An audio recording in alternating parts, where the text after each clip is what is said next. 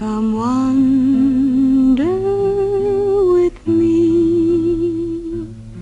Well, we all knew we had to get to this one someday. This episode is stated to be one of the most hated tales of the Gen 1 series. I'm super serial. If fans don't point at any of the reboot shows as the worst thing under the Twilight Zone brand, then they will all tell you that Come Wander With Me is undeniably the worst episode of old school Twilight Zone. People evidently despise it, claiming it's boring, dreary, and ultra confusing in execution. However, I didn't really think it was that bad.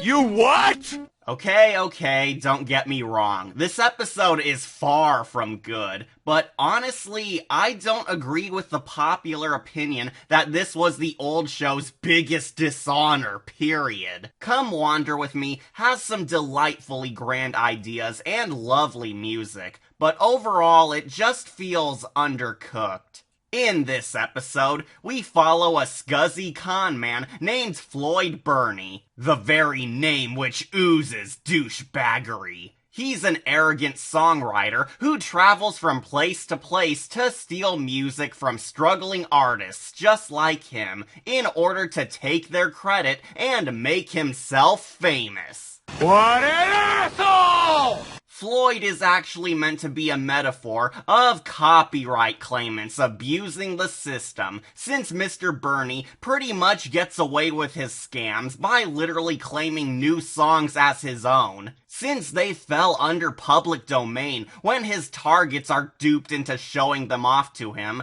while he steals them as his own. Now anything you got is only PD. You know, public domain.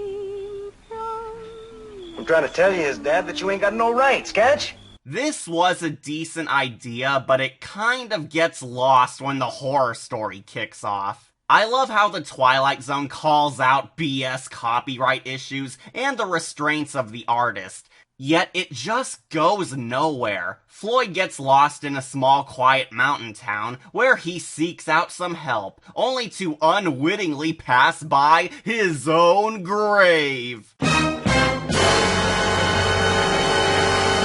So, goodbye suspense. I truly think this one scene soils the whole episode, since it totally gives away that our villain protagonist is doomed to die, meaning that the viewers know exactly what'll happen to him, draining all tension. It's not exactly a mystery if there is no mystery. But anyways, Floyd comes across a few strange characters before meeting an ominous artist gal named Mary Rachel, who, of course, Floyd takes advantage of to steal one of her beautiful folk songs. But in our big supernatural dark turn, everything Mary Rachel sings in her songs happens in real life, because she's an anime magic girl. Fighting evil by moonlight.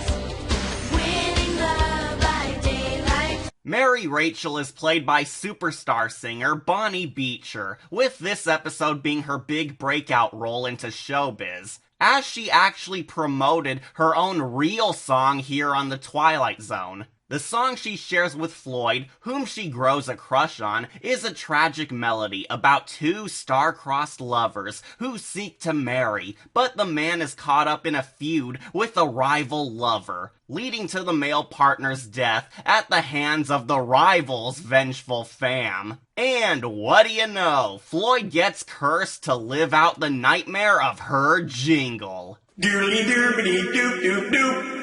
Floyd gets into a fight with a rival for Mary Rachel's love, a dude dubbed Billy Rayford, where the brawl escalates, leading to Billy's death. But the Rayford bros get word of Billy's death, so they hunt down no good conman Floyd to lynch him for Revenge! And the rest of this tale is all about Floyd realizing that he's stuck in the song and encountering the bizarre characters in the musical while desperately trying to escape.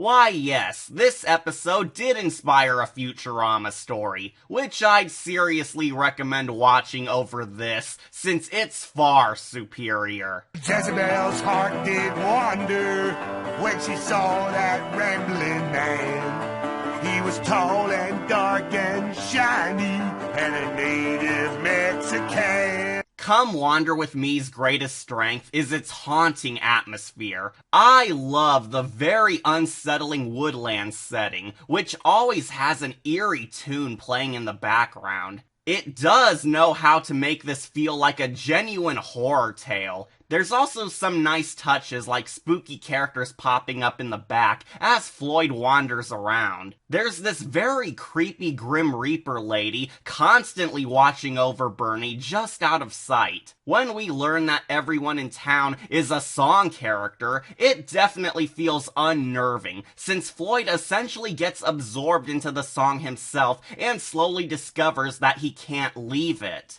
You see, Floyd spent his entire life copyright claiming other people's art, but now an artsy song claimed him! That song is secret. It belongs to somebody. It can't belong to anybody. Nobody can buy it. It's public domain. Irony! That is clever, but it doesn't quite overshadow this episode's issues. For example, why doesn't he just leave? One of the dumbest parts of this episode is that Floyd still has a working car which he just left behind to find a way into the town past a roadblock. But he never goes back and uses it to escape. The car is never damaged or malfunctioning, so he can flee anytime he wants. But because the plot demands he stay trapped, he just doesn't go back to it. Also, we get a weird twist revealing that the mysterious Grim Reaper lady always stalking him was really Mary Rachel. I don't get it. The episode makes this a shocking twist that his fake girlfriend was really his harbinger of doom, but ultimately it goes nowhere. After she's outed as Lady Death, she disappears entirely.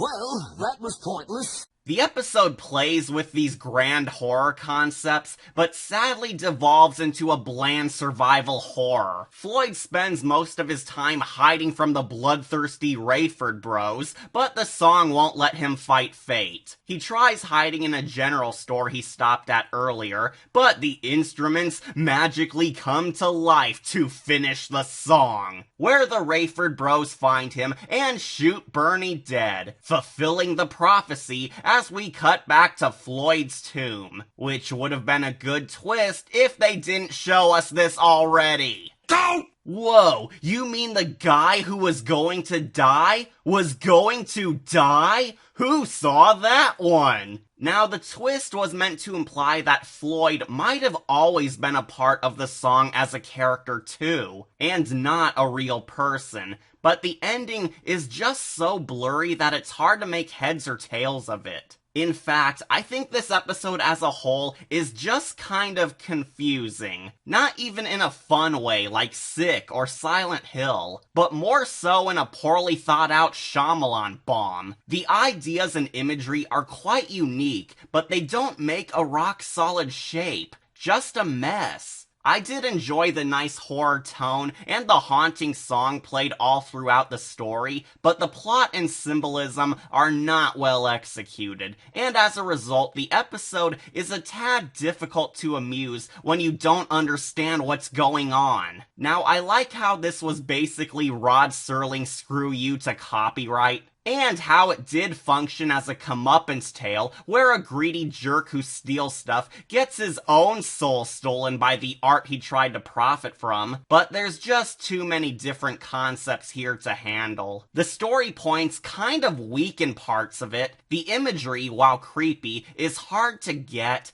and the narrative is just sloppy. This episode failed because it introduces way too many concepts to handle, only to discard them in favor of a generic karma tale. I grant this episode a bronze skull. I don't think this is the worst episode of the original saga, since there are good ideas sprinkled here, but the story really needed another draft. It has a bunch of good stuff that requires fleshing out in order to leave an impact. According to Wikipedia, this was the last ever episode the production team filmed before being shuffled off to the editing room. And boy howdy does it feel as rushed as you'd think. Come Wander With Me has a riveting opening number, but the big finish is just so lackluster.